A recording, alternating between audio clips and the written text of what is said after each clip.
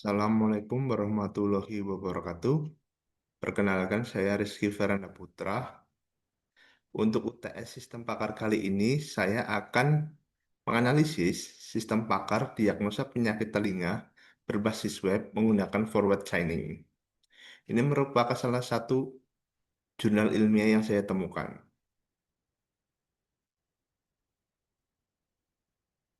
Latar belakang dari penelitian ini adalah keterlambatan diagnosis dan kurangnya akses kesehatan ke dokter THT sehingga mendorong kebutuhan sebuah teknologi cerdas.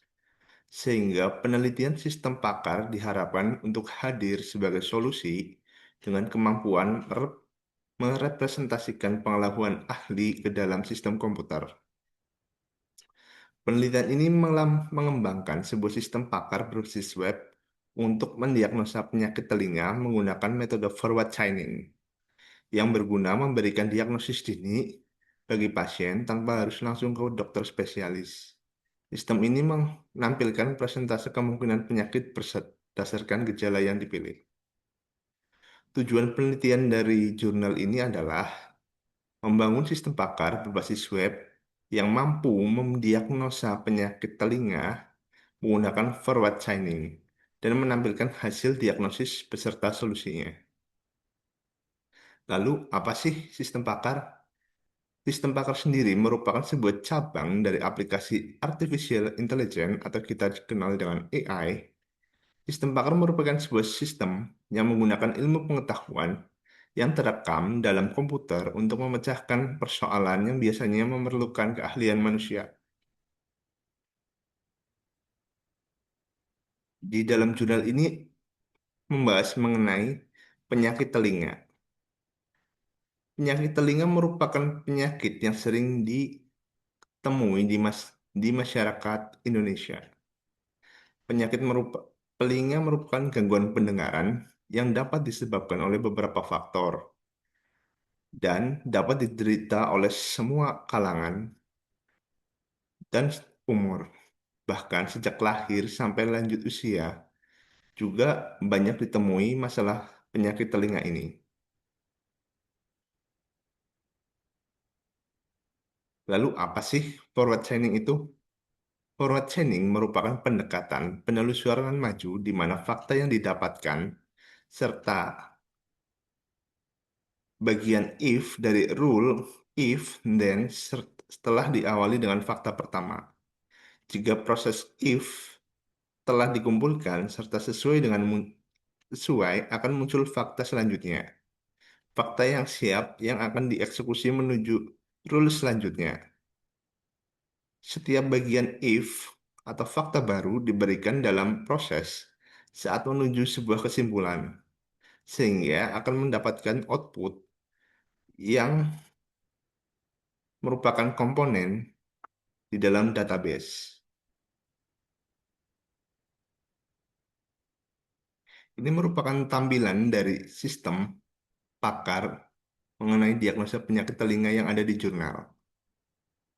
Di dalam tampilan ini juga terdapat halaman konsultasi yang berisi form untuk pasien memasukkan data diri dan memilih atau mencentang gejala yang dirasakan pada telinga.